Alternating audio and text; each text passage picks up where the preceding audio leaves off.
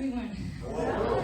Wow, this is insane. I've stood in this position doing liturgy in the past, but this is the first time teaching. So I'm super excited. Thank you all so much for coming. If you would have told me, 25 years ago that I would be doing this in this moment, I wouldn't have believed you at all. And for those of you who don't know, I'm 18. But within my family, we joke that I was born at 20, so who knows?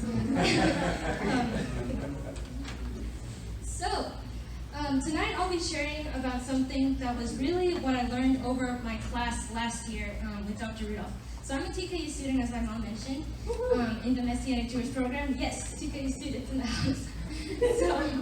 So I really love the program. Dr. Rudolph is the one who runs the program. And taking classes with him is a mental, physical, emotional, spiritual challenge. But it is so rewarding in the end, and you learn so much. So really, this is born out of the research papers that I did for him last semester.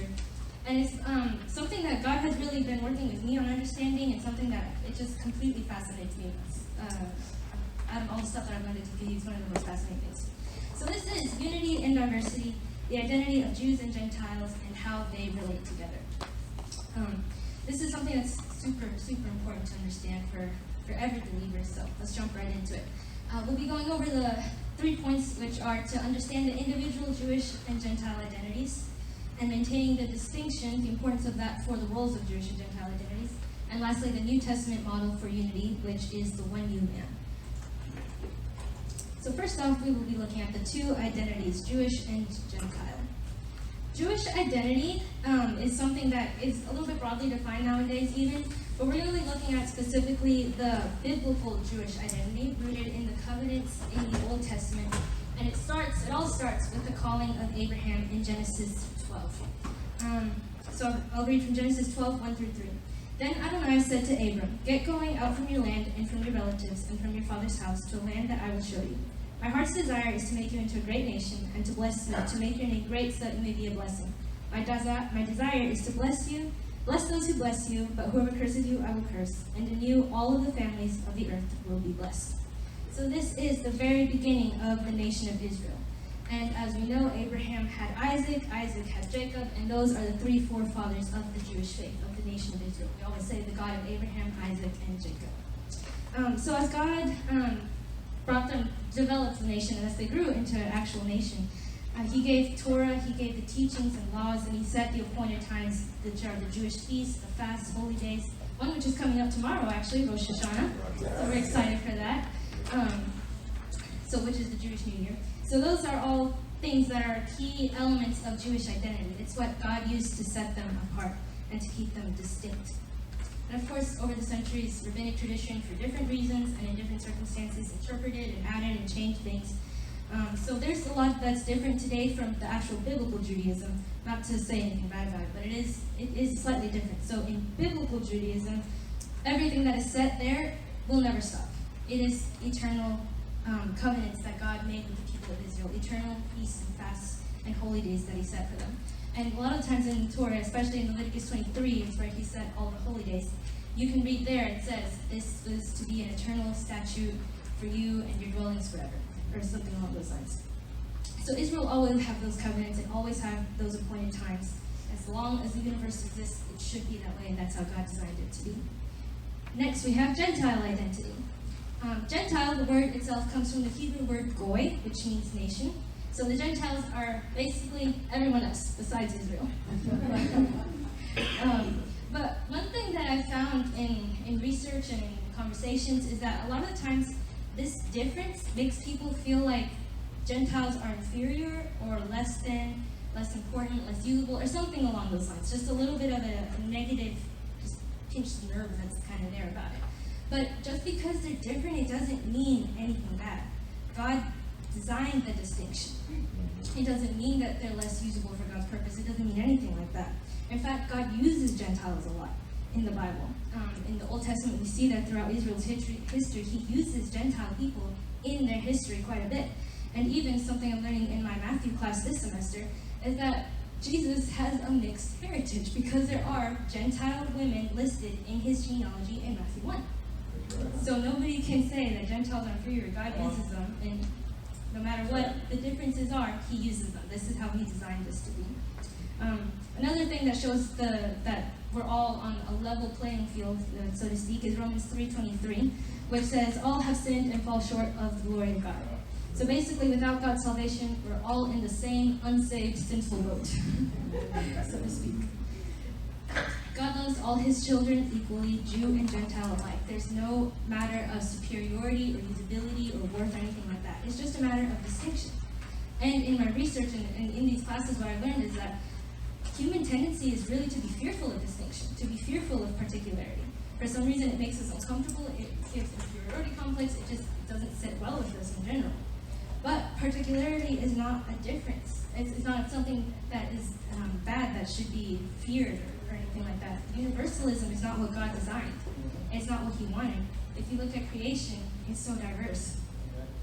The difference between a camel and any other animal, like a little ant or something. There's so much diversity in creation. That's how God designed it. That's how he wants it. So it's something that we have to understand and fight to maintain, because it's exactly how he wants it to be. So that's what we'll be talking about next, is maintaining this distinction. We'll look at how this is biblical. So in the New Testament times, we see that early believers were definitely experiencing some of the confusions as to how Jewish and Gentile believers were supposed to practice their faith and interact with each other. Because we need to keep in mind the first believers in the New Testament were all Jews. The first 12 disciples were Jews. The people saved on Pentecost were Jews. So in the beginning, it was a completely Jewish faith. It was basically a sect of Judaism. And then as Gentiles started to come into this faith, people didn't know, okay, what do we do with these Gentiles? Are they supposed to keep the same covenants that were made with our fathers Abraham and Isaac and Jacob? Are they supposed to keep all the same feasts? Are they supposed to practice all the practices that we have as well? So it was something that was highly debated, but the question was definitely answered in Acts 15 in the Jerusalem Council.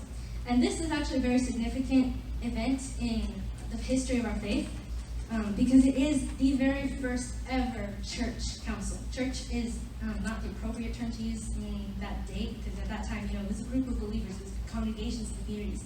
But that's how we understand it today, is that it's really the first church council ever. We look at Nicaea sometimes as one of the first important church councils, but this one goes back even further. This one goes right back to the 1st century, and it is extremely important because of its findings. So in this council, James, the brother of Jesus, or Jacob is his Hebrew name, made the final determination on what to do with the Jews, or the Gentiles, coming to the faith in Yeshua. Said, therefore, I judge not to trouble those from among the Gentiles who are turning to God, but to write to them to abstain from the contamination of idols, and from sexual immorality, and from what is strangled, and from blood. So Gentiles don't have to keep the full Torah, just those 4 commandments that James just stated. And the key element of this council is that it completely preserved the distinction between Jewish and Gentile identity.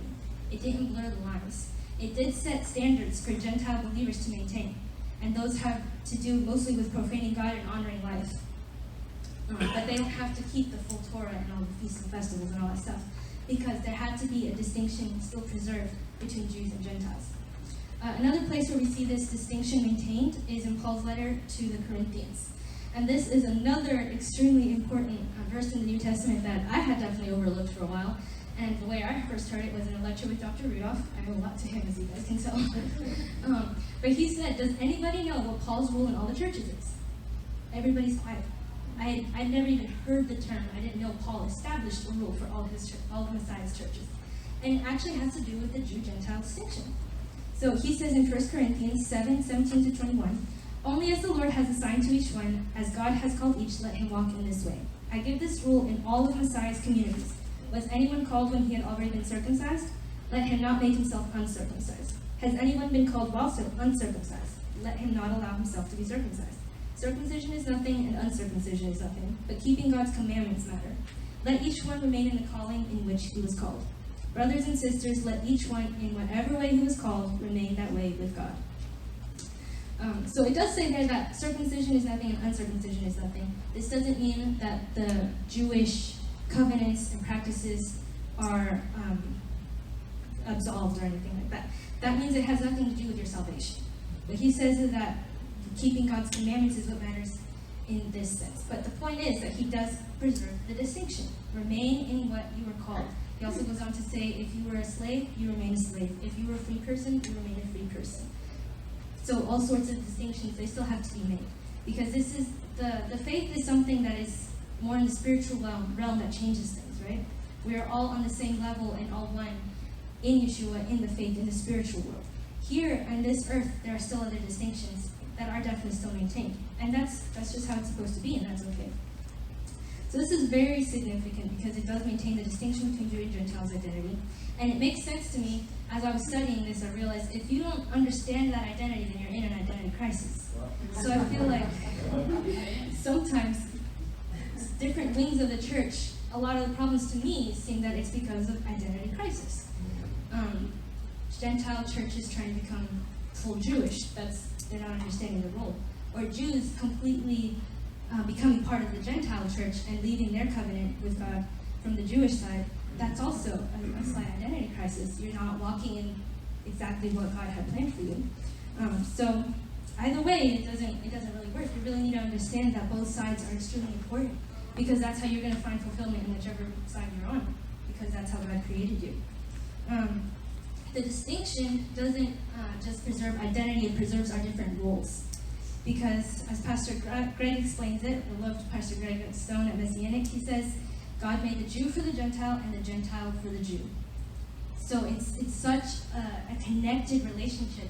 They are distinct, yes, but they are not separate. Those are two very different things. Separate means I'm here, you're there, isolation, we're done. But distinct means, like Matthew and I, we're very distinct. If you guys know us, we're distinct, but we're not separate.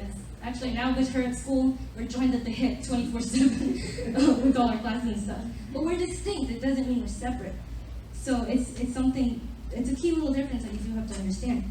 So the Jewish role is to be a light to the nations, right? And they were also the vessel through which God brought Messiah and made salvation available to the world.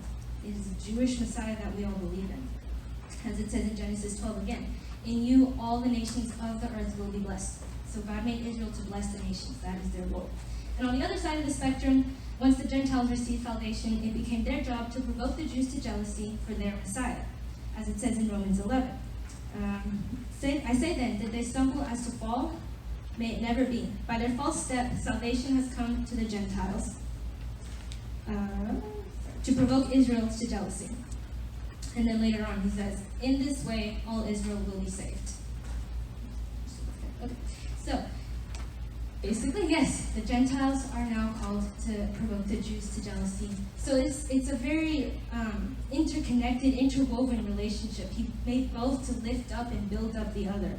Kind of a one hand washes the other sort of illustration, that they're both made to lift up the other, to point the other towards God. So just because these two sides are distinct, again, it doesn't mean that's supposed to be separate. So this is where it gets a little bit trickier, and there are theologies and doctrines and all that stuff written on this. But we'll try to simplify it based on the New Testament model, which is something that we see in Ephesians 2, which is where we're going next. So Ephesians 2, 11 through 16. In general, Ephesians has a very big theme of unity. Paul is writing to the church to be united. So he talks about specifically Jew-Gentile unity in Ephesians 2, 11 through 16. Therefore, keep in mind that once you Gentiles in the flesh were called uncircumcision, which by those called circumcision. At that time you were separate from Messiah, excluded from the commonwealth of Israel, and strangers to the covenants of promise, having no hope and without God in the world. But now in Messiah Yeshua, you who were once far off have been brought near by the blood of Messiah. For he is our shalom, the one who made the two into one and broke down the middle wall of separation. Within his flesh he made powerless the hostility. He did this in order to create within himself one new man from the two groups, making shalom, and to reconcile both to God in one body through the cross, by which he put the hostility to death. So this is showing such a beautiful, united relationship between Jews and Gentiles, not separated, but distinct, together in community. The way Rabbi Dr. Stuart Dowerman describes it is this. The church's basic character is a table fellowship of those who are and remain different. The distinction between Jew and Gentile being intrinsic to God's work as the consummator of creation. It is not erased, but realized in a new way in the sphere of the church.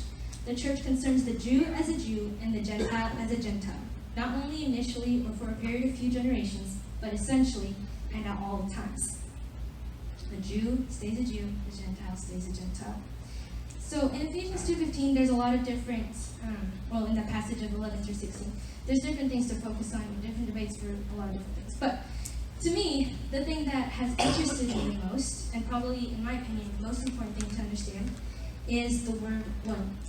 This word one used in Hebrew is echad, and it denotes a plurality, but a oneness. So it's kind of the same word used to describe God's oneness. So we have a triune God, right? He is Father, Son, and Holy Spirit. But he is one. We don't have three gods. But he is those three different things.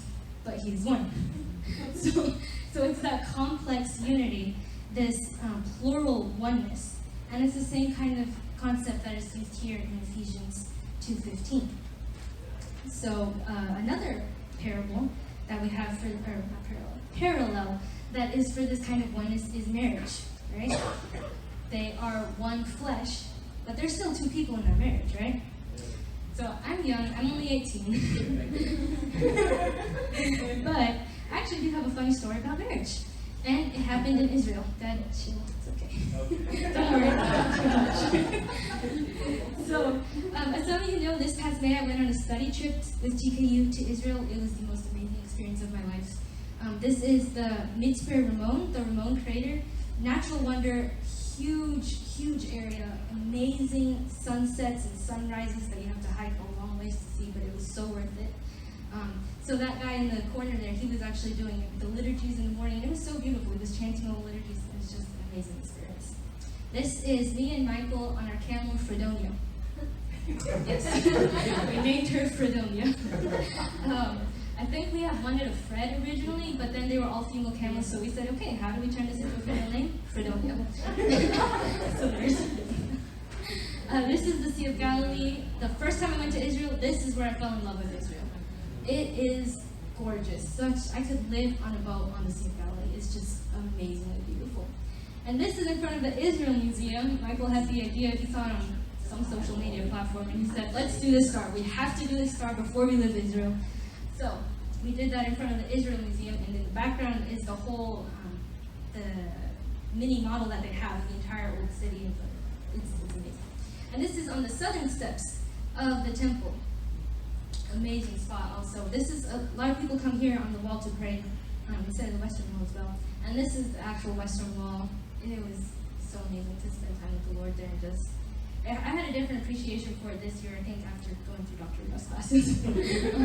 So it was so amazing. So as you can see, we traveled a lot in this trip. We went from Dan to Beersheba, north to south, east to west, went in a bulletproof bus through Samaria. So it's a lot of traveling. In that traveling, you're on a bus a lot. So you can imagine there are 1,000 funny bus stories to tell. And most of us sat next to each other, the same people all the time. So me and my bus buddy Mitchell got to know each other pretty well.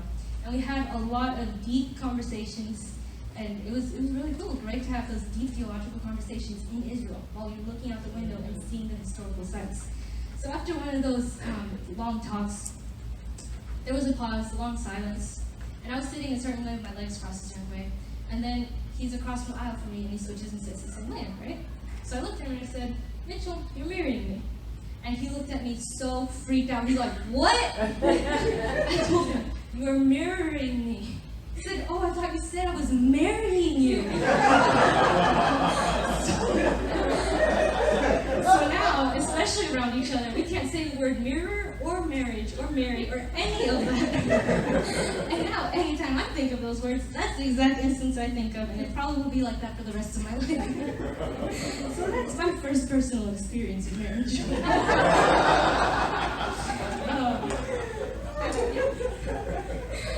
But on a more serious note, marriage really is the way that Jew and Gentile are supposed to be. It's that kind of unity.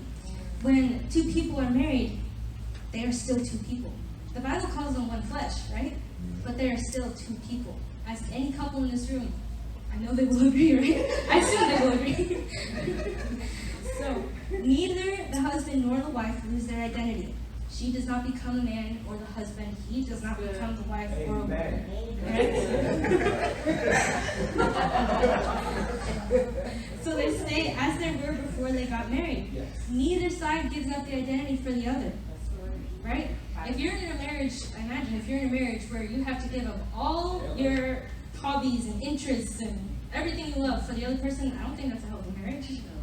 Or if you try to become too much like the other person, there's no balance. So you need the distinction. So they're distinct. They are not separate, they are distinct, but they are still one. So that's the kind of image that once we really let that sink into our minds, we have such a healthier view of the body of Messiah. It just makes more sense that way.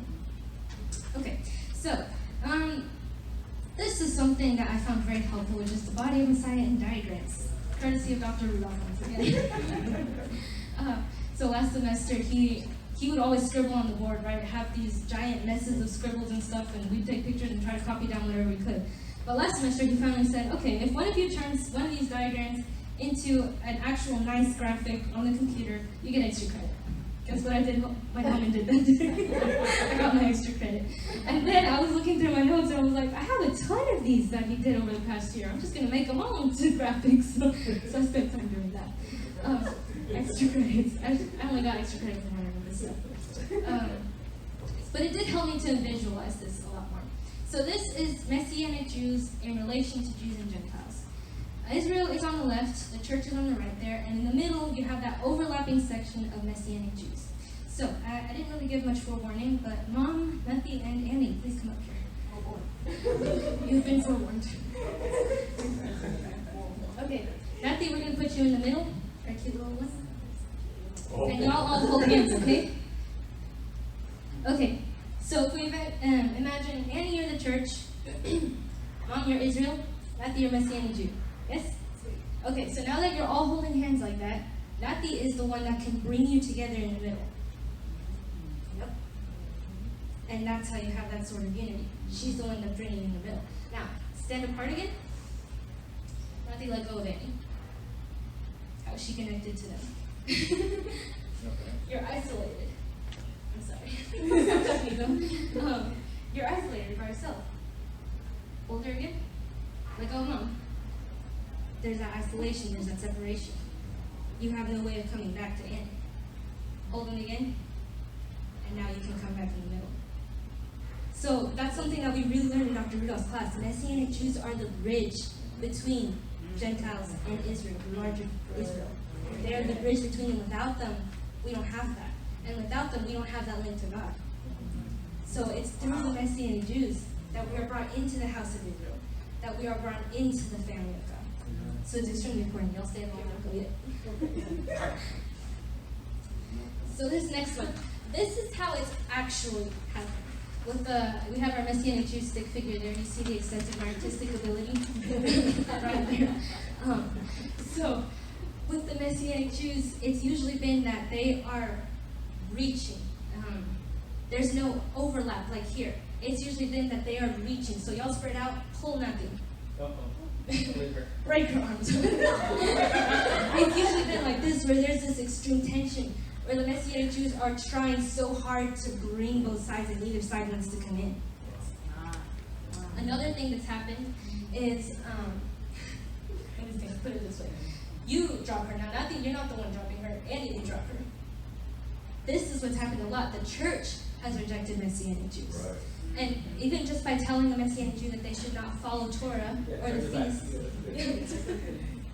even in those sorts of things, we make them leave. We reject them. It's a form of replacement theology, and it's a form of rejection. So y'all two join back together, united. I know you really so now I drop the other side again. So the Jews have rejected Messianic Jews a lot because of the anti-Semitic history, and there's a whole spiel to go into that. But because of all the history, when a Jew turns Messianic, when they believe in Yeshua, Israel, the Jewish people see it as such a rejection of their own people. They see it as a betrayal. So they drop the Messianic Jews. And actually, from about 400 to 1800, we have a 1400-year gap where very little is known about the history of Messianic Jews. It's a wonder that they survived, but very little is known. It's just this complete dark age. And it's because both sides let go of the Messianic Jews. And they turned their backs away. And she was left all alone in the middle. So that is how it's been historically. but come back together so we can feel happy and overlap again. This is the unity that we really want to see experienced. And this is what we're looking at. Thank you to my beautiful models.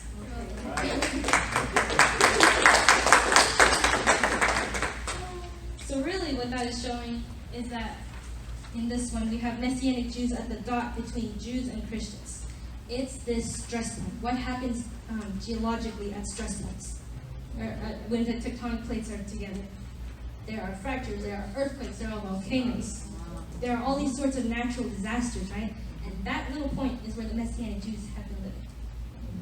And it's not until recently that, fortunately, with the Messianic movement, the revival of it in the 1970s, that it's starting to change. But even now, it's still greatly there. The Messianic Jews receive so much pressure still from both sides.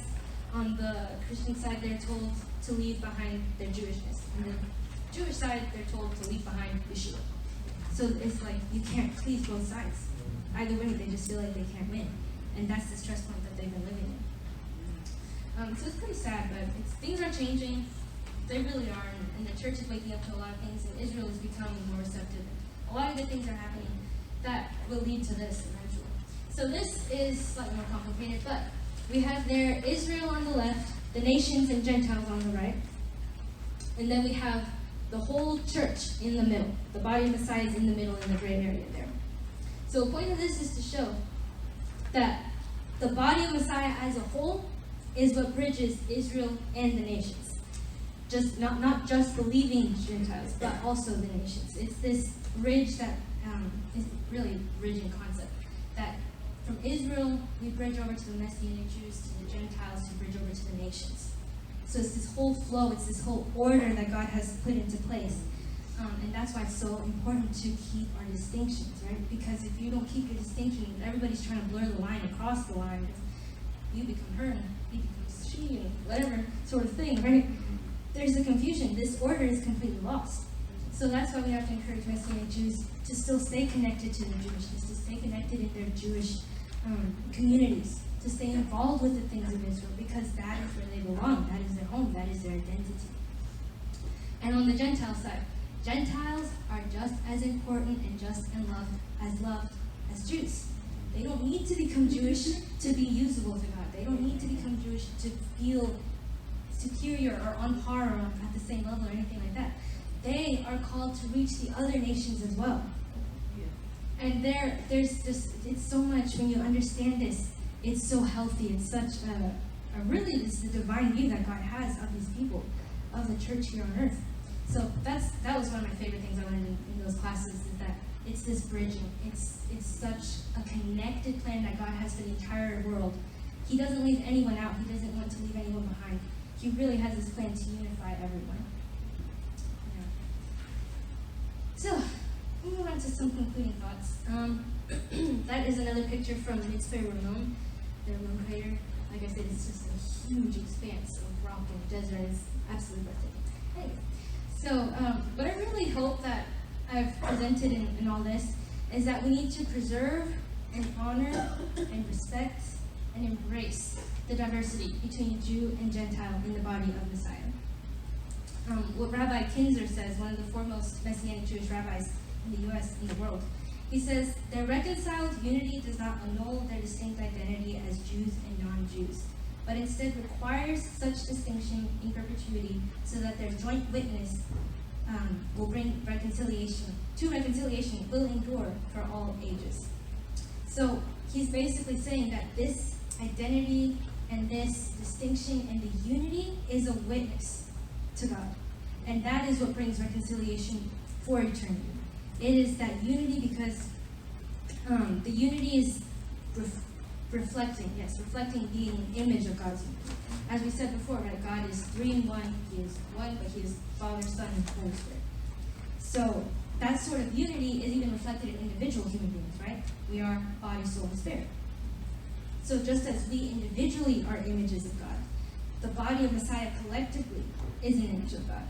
And when we understand that and preserve the distinction, we are that unity. And it's a supernatural unity that happens. It really is. If you look at something like the Arab-Jewish conflict, that's really how it could be with several groups. That's how it is with several groups of people. And that's how it could be between Jews and Christians.